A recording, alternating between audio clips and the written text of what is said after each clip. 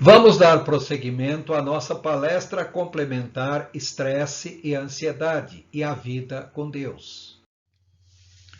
Um sétimo tipo de transtorno ansioso, que na realidade se desdobra em vários outros tipos, é o que nós chamamos de transtornos fóbicos ansiosos.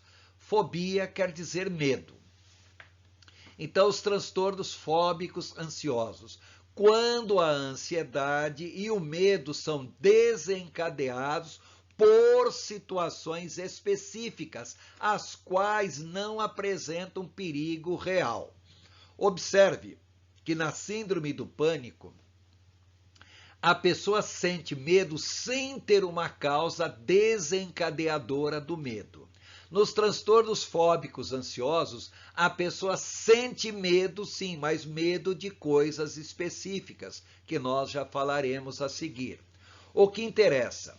Os sintomas mais comuns dos transtornos fóbicos ansiosos são medo exagerado e incontrolável de morrer, medo de perda do autocontrole ou medo de ficar louco, palpitações cardíacas, impressão de desmaio, fuga de pensamento, constantemente dominada por comportamento de evitação, fuga, de prevenção e assim por diante, insônia generalizada, a pessoa realmente não consegue dormir, muitas vezes nem mesmo à base de remédio, sudorese, sensação de asfixia, dificuldade para respirar, dificuldade para engolir, dificuldade para comer e também o desconforto epigástrico, uma sensação de incômodo no estômago, como se o alimento não estivesse fazendo digestão, como se a pessoa tivesse comido demais, mesmo que não tenha comido absolutamente nada.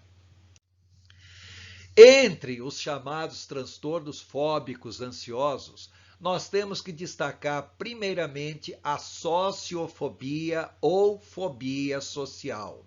É o medo que a pessoa sente de ser exposta à observação das demais pessoas, medo de ser criticado ou humilhado publicamente. São pessoas de acentuada perda de autoestima. A sociofobia evolui desde o estresse social ou ansiedade crônica e tende a evoluir para ataque de pânico e algo mais grave, a agorafobia. Os sintomas típicos da sociofobia são rubor, fica com o rosto vermelho, com outras áreas do corpo vermelho, como braços, tórax, costas e assim por diante. Um tremor incontrolável nas mãos, muitas vezes também tremor no rosto, no queixo, náuseas, desejo urgente de urinar, se a pessoa não for, ela vai acabar molhando a roupa. A pessoa acha que tais manifestações constituem o seu problema primário e até os culpa por sua evitação social. Mas tais manifestações fisiológicas são apenas sintomas de uma situação psicológica mais complexa. Ou seja, não adianta combater os sintomas. O que a pessoa precisa aprender é que ela tem fobia social. Os sintomas não são a doença, mas meramente efeitos colaterais daquilo que a aflige, que é a fobia social. Muito relacionado à fobia social, existe a agorafobia. Agora, em grego, quer dizer mercado. Porque antigamente na Grécia o mercado era o local onde havia a maior concentração de pessoas. Então, na agorafobia, é o medo de multidões e de locais com muitas pessoas. Normalmente se manifesta após um episódio de pânico, após um episódio de fobia social, após um episódio depressivo ou mesmo pensamento obsessivo que assola a sua mente. Devido ao comportamento de evitação e fuga constantes, é comum os agorafóbicos não apresentarem ansiedade exagerada. Mas quando a evitação não é possível, A ansiedade o leva ao comportamento de fuga, de tal maneira que a pessoa não se sente bem, tem que deixar o ambiente, se não conseguir, ela poderá ter uma crise ansiosa, uma crise que realmente a desestrutura. Ainda nos chamados transtornos fóbicos ansiosos, nós temos as fobias específicas. São fobias limitadas a situações específicas, embora a situação desencadeante seja algo completamente inofensivo. As fobias específicas podem evoluir rapidamente para o pânico, para a sociofobia e para a agorafobia. Existem centenas, talvez milhares de fobias específicas. Aqui vamos listar apenas as mais comuns. Por exemplo, acrofobia. Acros quer dizer altura em grego. Então, acrofobia é medo de altura, medo de lugares altos. Aikimofobia. Aikimo quer dizer agulha, então a pessoa tem medo de agulha, medo de objetos pontiagudos, medo de se ferir o tempo todo. Algofobia, medo de sentir dor. Aracnofobia, medo de aranhas e outros animais semelhantes, como escorpião, carrapato ou coisa assim. Automofobia, medo de ventrílocos, boneca, estátuas de cera, bonecos e animais eletrônicos. A pessoa pode, por exemplo, numa apresentação circense, fugir desesperadamente do palhaço, fugir das pessoas ali presentes que podem estar imitando algum som. A barofobia, medo da gravidade, medo de cair. A pessoa parece uma criança nova que está aprendendo a andar. O seu medo de cair é tão grande que a pessoa muitas vezes se joga no chão para evitar cair. A belanofobia, medo de injeções. Bibliofobia, medo de livros. Claustrofobia, medo de lugares fechados.